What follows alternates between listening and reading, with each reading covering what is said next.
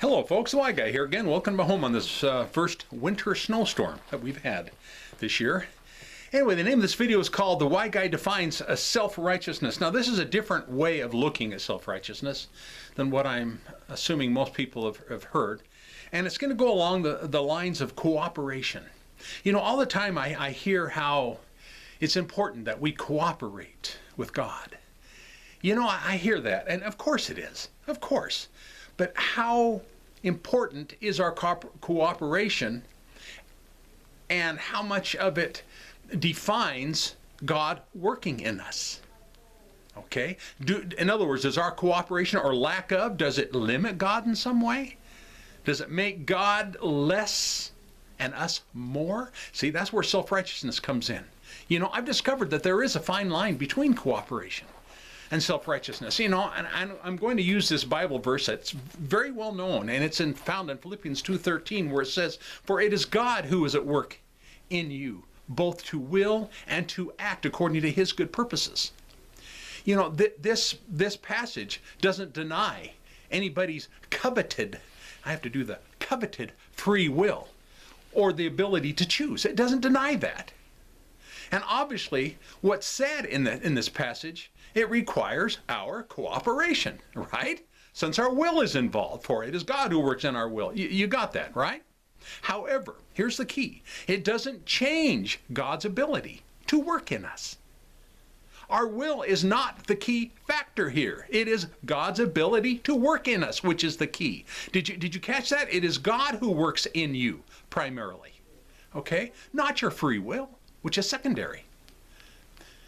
Another way of putting it is it's God's work in your will, so you will to do his will. So I hope that made sense. Unfortunately, this is how most within Christendom are taught to understand this passage. For it is our will that gives God permission to work in us, both to will and to act according to his good purposes. Did you hear the perversion in that? Now, this way of thinking and this way that it's been taught places God in the passenger seat, and it makes us Adam-like instead of Christ-like. All right? So Adam-like, people are thinking, Adam-like? I've never heard of that term before.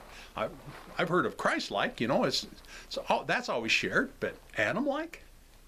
Well, how so? It is my strong opinion, okay, that the passage in Isaiah 14:14 was speaking of what happened to Adam. Yet Christendom teaches that it's talking about some bogus devil.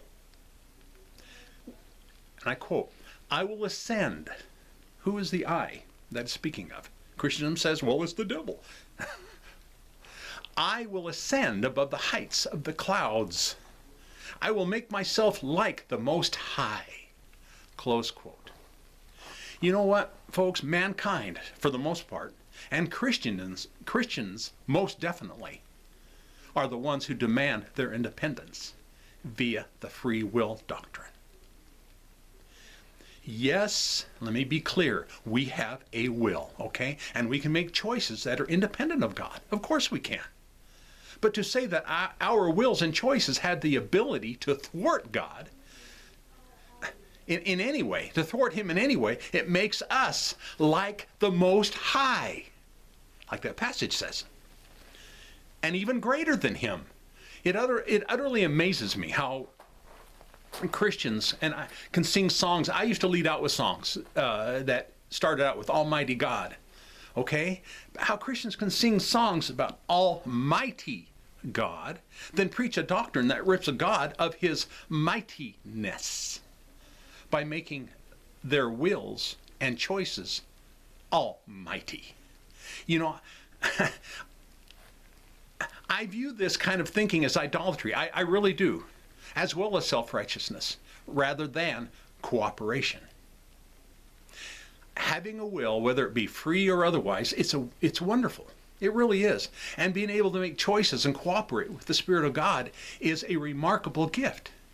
But to make a gift greater than the giver is a doctrine of men, at best, and pure perversion at its worst. You know, the fine line that I spoke of earlier, it has a lot to do with motive. It really does. Cooperation is as wonderful and marvelous as all the other things that we're taught about believing, confessing, repenting, which requires cooperation, of course. It's a wonderful gift, but even cooperation can be a self-righteous act if you think that it changes God's mind about how he sees you as being righteous, because it's based on him and how he sees you, not how you see yourself. How you see yourself most definitely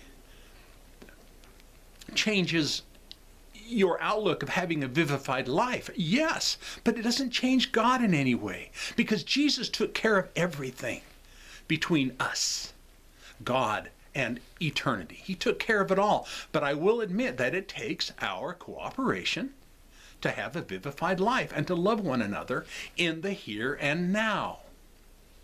Look me up on Facebook under a group called the Y Guy Group. It's a private group. I have an avatar name which is public.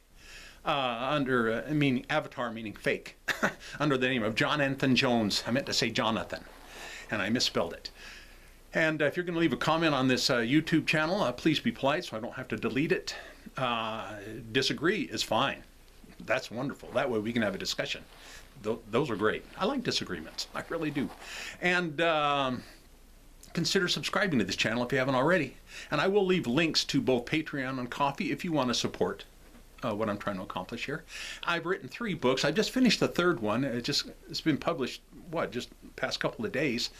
And I'm looking forward to having a copy of it, author copy. I haven't received it yet, where I can put it in front of the camera and go, here it is, that kind of thing. But anyway, I'll leave a link to my 3 books also. Thank you for viewing.